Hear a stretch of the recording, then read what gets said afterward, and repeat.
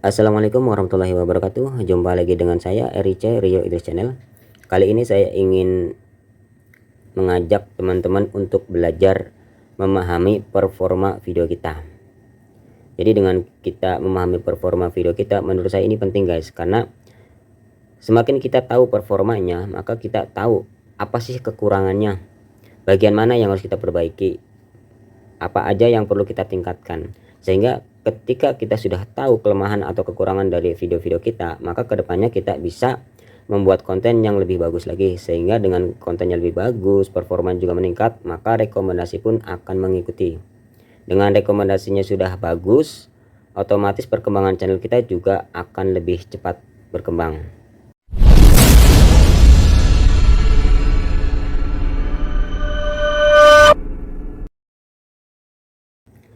Baik teman-teman, sekarang saya sudah masuk ke YouTube Studio bagian versi aplikasinya ya. Nah, untuk bisa melihat performa video, kita langsung dibuka aplikasi YouTube Studio.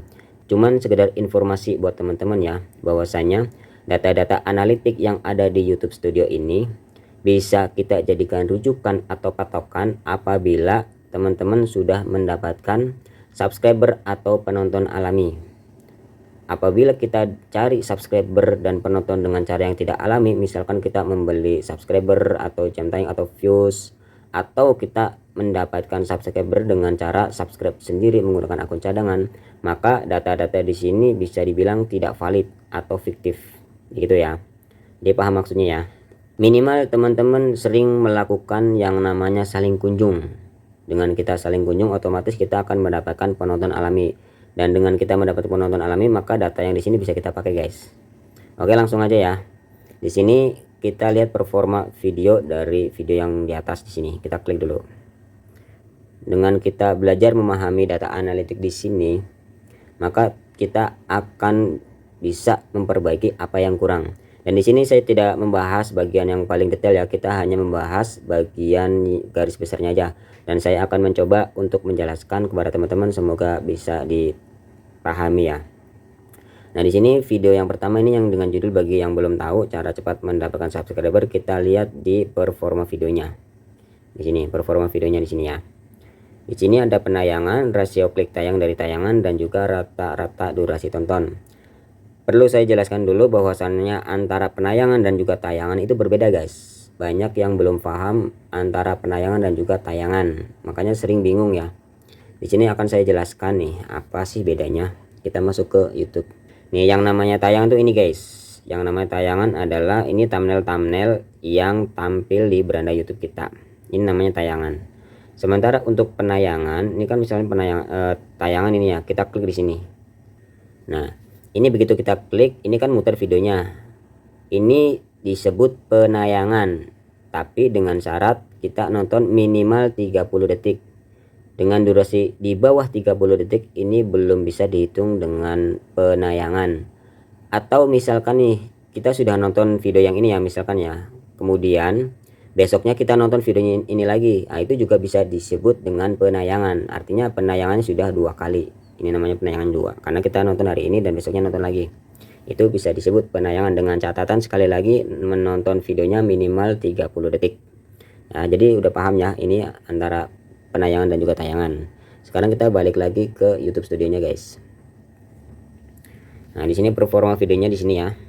Ini untuk penayangan YouTube memasang standarnya adalah 80 sampai 110. Dan di sini sudah mencapai 83 kali penayangan. Artinya ini sudah centang hijau. Kemudian untuk rasio klik tayang dari tayangan, ini rasio klik tayangan ini kan 6% ya, dan ini ada tanda hijau ya, tanda panah warna hijau. Ini artinya 6% itu dihitung dari misalkan nih video kita itu sudah dipasang sama YouTube sebanyak 100 tayangan. Dari 100 tayangan itu ada 6 orang yang mengklik videonya. Jadi dari 100 tayangan ada orang yang mengklik videonya, maka mendapatkan 6%, dan ini performanya naik. Kita lihat keterangannya di sini, kita klik di sini guys. Di sini keterangannya, orang-orang di YouTube memilih untuk menonton video ini lebih sering daripada biasanya. Artinya begitu melihat tayangannya, mereka langsung mengklik videonya gitu guys. dan ini sudah bagus. Tapi yang jadi catatan di sini adalah rata-rata durasi tonton atau retensi tontonnya itu rendah. Di sini ada tanda turunnya ya. Standarnya adalah 4,03 sampai dengan 4,40, tapi ini hanya mendapatkan 3,50, maka ini turun. Nah, artinya apa? Ternyata dengan retensi tonton yang rendah, artinya videonya tuh kurang diminati sama penonton kita. Mereka nontonnya tuh hanya sebentar guys, hanya sekitar 3,5, rata-ratanya segini gitu ya. Dengan angka segini artinya kita harus memperbaiki kontennya gitu. Jadi kontennya mungkin ini kurang menarik atau kurang diminati sama penonton kita, jadi mereka nontonnya nggak sampai full. Kemudian untuk video yang kedua, coba kita masuk video yang ke bawah. Performanya bagaimana? Di sini penayangannya sudah centang hijau. Ini standarnya 100 sampai 180. Cuman ini sudah mendapatkan 117. Artinya bagus ya. Tapi rasio kliknya itu rendah guys, 4,2%, turun. Kita lihat performanya. Apa yang harus kita lakukan di sini mungkin ada keterangannya. Orang-orang tidak memilih untuk menonton video ini sesering beberapa video Anda yang lain. Mengubah judul atau thumbnail dapat menarik minat lebih banyak penonton, tetapi beberapa topik mungkin hanya mendapat klik yang lebih sedikit. Jadi di sini keterangannya adalah, atau saran dari YouTube adalah, kita harus mengubah judul atau thumbnailnya. Itulah kenapa saya sering kasih tahu ke teman-teman bahwasanya buatlah judul yang bagus, yang mengandung unsur penasaran atau ajakan, dan buatlah judul yang sesuai dengan kata kunci yang menarik juga, sehingga akan meningkatkan rasio klik tayang dari tayangan gitu ya guys. Kemudian untuk rata-rata durasi tonton ini udah centang hijau, artinya bagus ya. Standarnya itu 3,56 sampai 4,45. Tapi di sini mendapatkan 4,25. Ini retensi tontonnya sudah dibilang bagus. Artinya kontennya itu bisa diterima sama penonton kita. Menarik lah ya. Kemudian kita masuk ke video ketiga. Coba kita lihat guys.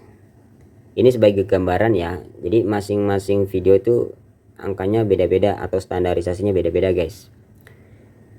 Di sini penayangan sudah centang hijau, kemudian rasio klik tayang dari tayangan juga centang hijau, dan juga rata-ratanya juga sudah centang hijau. Nah, ini dengan centang hijau semua artinya performanya sudah bagus guys. Berarti kita harus pertahankan dari apanya, dari thumbnailnya, kemudian judulnya, dan juga kontennya itu sendiri.